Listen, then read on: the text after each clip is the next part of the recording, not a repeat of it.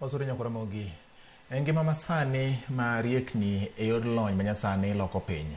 Warango achiel kuom ranyisigo manyiso ni lony mar loko taka mwandu en gima ber. Yier wich mosetigo mathothne okaw kaka taka kendo iwito inyalo med ni ndhadhu ma los mwandu makelo yuto. Ripota marwa Millicent Adhiambo nombeko kod rawera moro e kar dak ma Wathorego makoro loso omenda kendo bero kor lwasi e loko yier wich ma osetigodo mwandu manyalo kelo lokruok.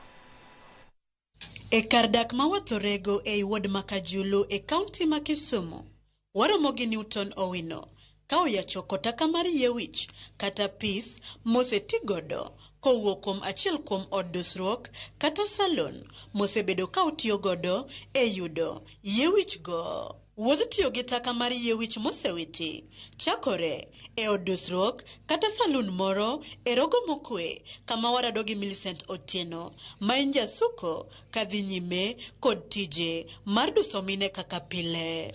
Ere kaka Millicent ne obedo achiel kuom nyan masani konyo e wuoth mar loko yie wich mosejwang' mwandu. Newton nobiro ira ka to penja ka be onyalo yudo pis ma osetiyo.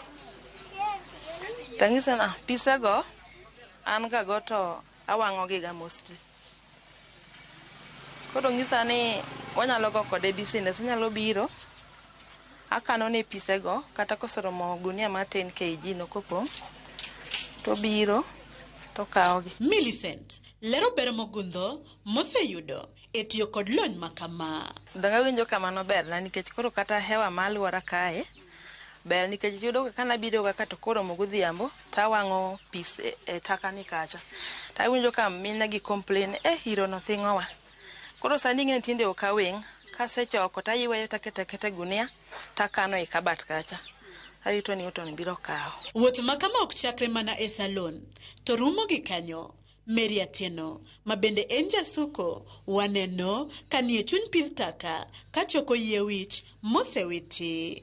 Newton Owino leronwa kaka paro mar chako loko taka mar yie wich kata pis mosewiti mondo bed mwandu machielo nobiro ne. Bedo ni asebet katimo business mopogre motudre kod alwora miyo ne chuna ni nyaka ng'iya nena ni to yier wich gi tok koseliele ga kata ka joma mino osegolo yier wich motie wiegi gitero gi ga kanye to ng'enyne wanwang'o ni gipuko gi ga e alwora to gikone to gigi pi seche ma koth ochwe to gidokie nam. Seche ma gidokie nam gigi niga kod madini moko gik mwaluongo ni chemicals ma waluongo ni PVCs, acetylic, gin gi chemicals moko mang'eny mopogre mantiere e yier wich moko mok natural gi. Koro seche ma gidonjo ga e aoche gi iyudo ka giweyo chemicals gi e aoche gi. Gino kenge mage ma iluwo mondo mi olok taka mar yie wich mosewiti mondo tigodo e loso mwandu mamoko. Moko wayudo from the salonist kaka nasewacho cha. To moko bende wayude taka nikech jomoko nitie mok nyal ritowa ni mondo wagi. Koro mwayude taka gi bende ok wawega. Tabu makoro betie ni koro their level of cleanliness ema koro dhi pogre. Mantie taka kande nyaka wakwong waluoko gi michuodho ruogi. To mwagole salon bende nyaka wakwong waluoke mwa make sure ni oil man nosebete kaka orumo. Aeto seche mwaseriwogi kendo wachako subject it to another process. Makoro wa sterilize gigo makoro gibet ni kata koro wang kata kado matno olware tiendi talk the cause ni any harm like maybe itching such like things. Chon watimo gimiluongo ni spinning matende ni waloso kod gi tonde matindo makoro wachwecho godo. But later on due to clients demand jok mane nyipo kumo no wacho ni no ok gidware in tonde form gidware in fiber form as it is. Koro mano no miyo koro waweyo timo spinning koro sani watimo weaving using the weaving frames. E yor dwaro matut e wi lony kata chenro ni chuno nyaka walim kar chweyo par kata mat kokalo kuom tiyo gi taka mag yie wich manowiti to koro oseluok kendo thiedhi. Kae wayudo Sara Odero katiyo gi yie wich gi e chweyo par kata mat gi lwete.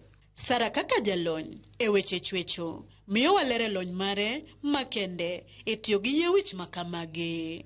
Ne an ga salonist chon, to koro kaka ne wabomoa yier wich to wawito pisgi, to naneno ni giketho environment.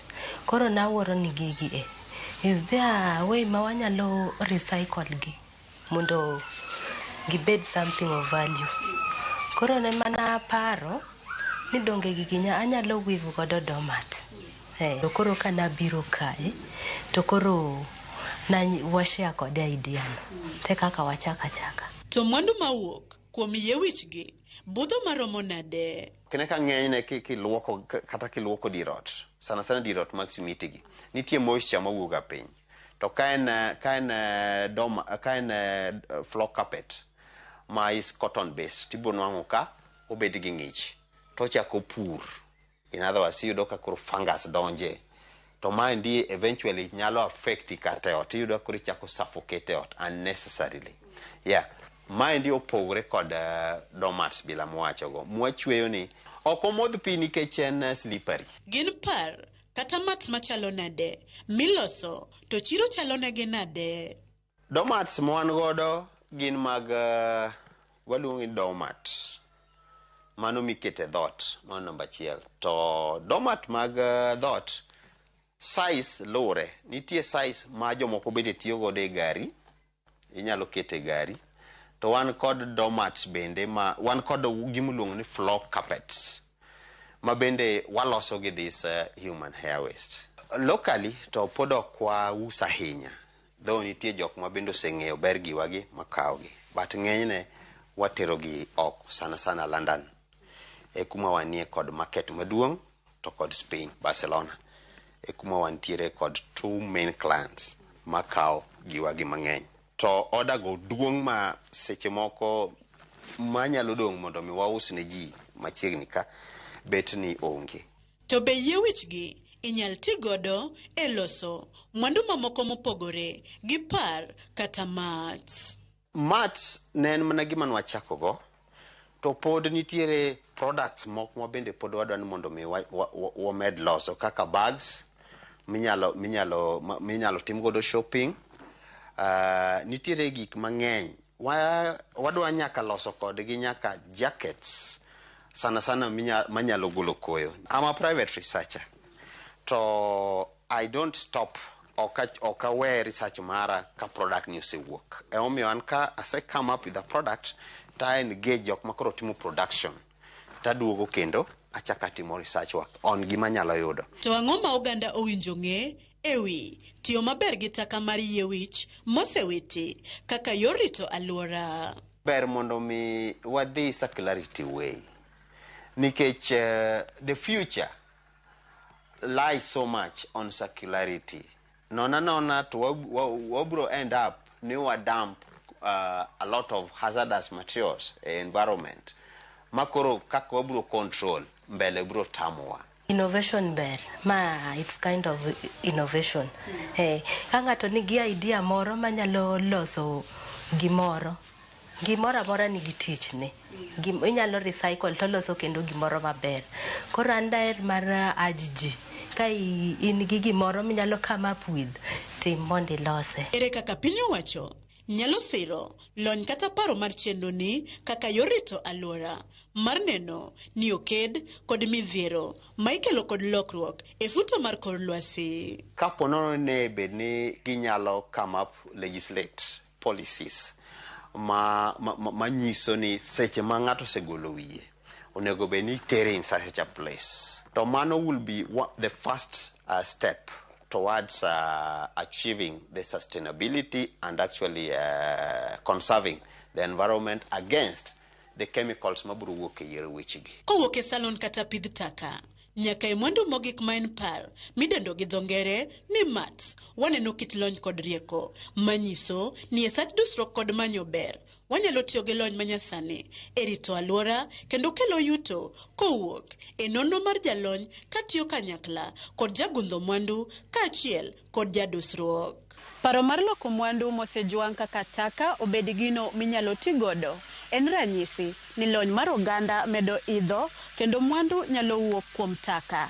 Yie wi dhano moseti godo mane okaw kaka gino mosejwang' maonge tich machielo koro nyalo lokore mwandu, kama en ranyisi ni rieko kod lony manyasani inyalo ti godo e mwandu mojwang' e rito alwora kaachiel kod kelo yuto e ngima dhano. Millicent Adhiambo, Ramogi TV, Wath Orego, Kisumu County.